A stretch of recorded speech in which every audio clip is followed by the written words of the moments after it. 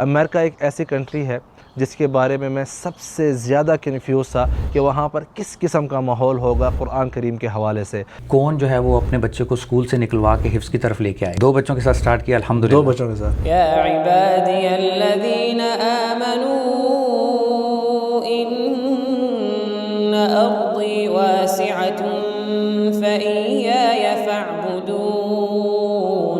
اعجاز قرآن کا سفر رحمت بھرا ہے یہ سفر، اعجاز قرآن کا سفر رحمت بھرا ہے یہ سفر، قرآن کا سفر۔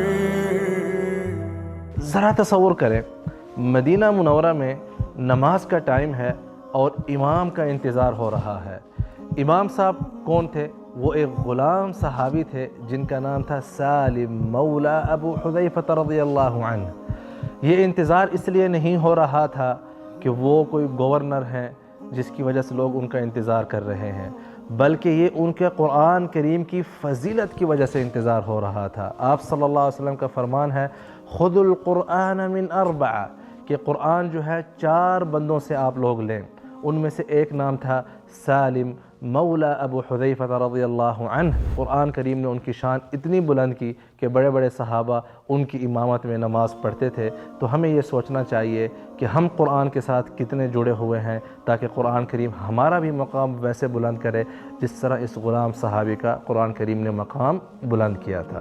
اعجاز قرآن کا سفر رحمت بھرا ہے یہ سفر، اعجاز قرآن کا سفر رحمت بھرا ہے یہ سفر، قرآن کا سفر۔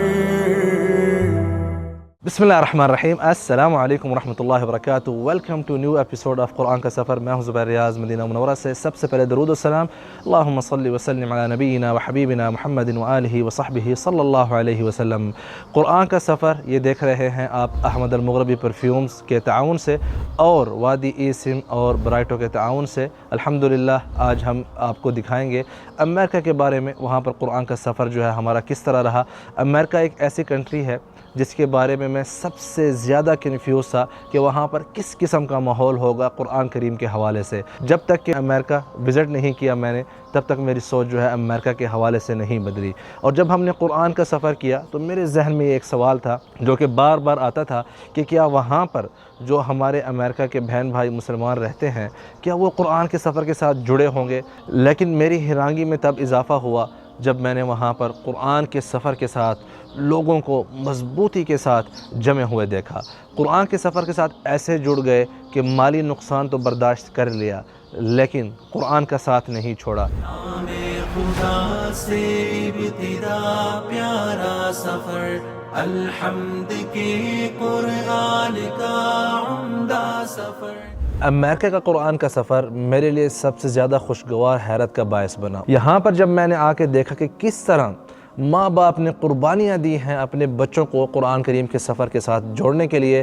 اسی قرآن کے سفر میں جب ہم ایپیک آئے ایسٹ پلینو اسلامک سینٹر میں تو میرے لیے باعث خوشی اور باعث حیرت تھی۔ کوئی فلسطین سے تھا، کوئی پاکستان سے تھا، کوئی جارڈن سے تھا، کوئی سینیگال سے تھا، کوئی امریکہ، کوئی کہاں، سب مل جل کے کس طرح قرآن کے سفر کے ساتھ جڑے ہیں۔ تو آئیے آج ذرا دیکھتے ہیں کہ یہاں ایپیک میں قرآن کریم کے حوالے سے کس قسم کا کام ہو رہا ہے اور یہ کام شروع کیسے ہوا تھا یہاں پر حافظ سجاد گل کی نگرانی میں۔ اسفار میں یہ منفرد اعلیٰ سفر، رحمت بھرا اعجاز قرآن کا سفر۔ میں نے ایپک مسجد سے ڈسکس کیا کہ میں خود سے ایک حفظ کا پروگرام فل ٹائم سٹارٹ کرنا چاہتا ہوں، تو آپ لوگ اس کے لیے تعاون کریں اور سپورٹ کریں۔ آپ ایسے کہہ سکتے ہیں کہ ایک ٹرینڈ نہیں تھا فل ٹائم حفظ کا، اور لوگوں کے ذہن میں بہت سے خدشات تھے۔ کون جو ہے وہ اپنے بچے کو اسکول سے نکلوا کے حفظ کی طرف لے کے آئے گا؟ یہ کامیاب نہیں ہونے والا۔ سب کی سوچ یہ تھی۔ ہاں بالکل یہی سوچ، اور آپ واحد بندے اس ساری سوچ کے مخالف تھے۔ بالکل بالکل میں مخالف تھا اس کے، اور اس پہ پھر مجھے قربانی بھی دینی پڑی۔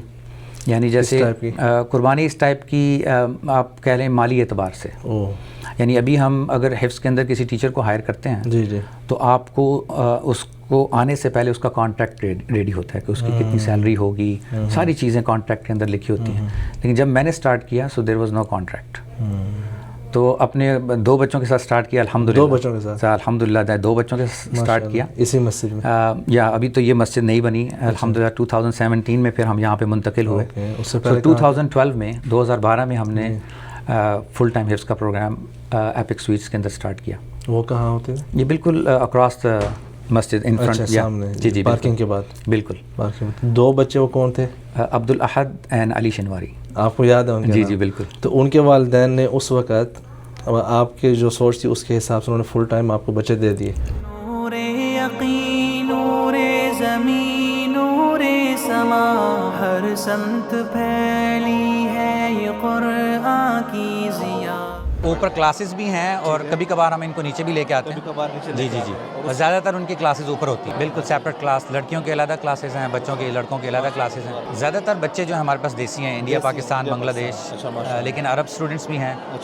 کچھ ایسی فیملیز بھی ہیں جو ریورٹ ہیں, انہوں نے اپنے بچوں کو حفظ میں اندر ڈالا الحمدللہ. تو یہاں پر آج شیخ صاحب شاید غیر حاضر ہیں, بچہ یہاں پر ان کو؟ نہیں, یہ شیخ صاحب ہیں. اچھا یہ پڑھا؟ جی جی یہ پڑھا رہے ہیں. یہ ان کے والد صاحب وہ بیٹھے ہوئے ہیں.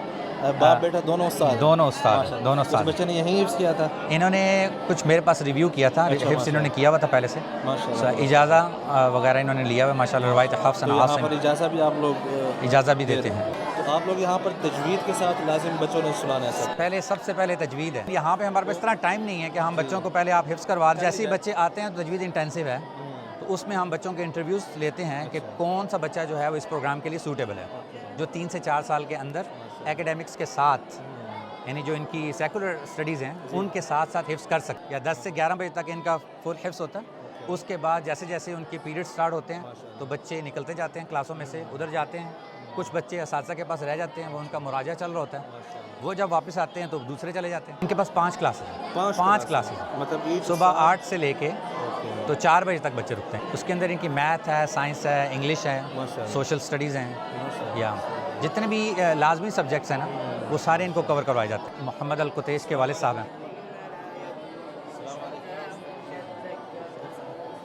أعوذ بالله من الشيطان الرجيم. بسم الله الرحمن الرحيم. التائبون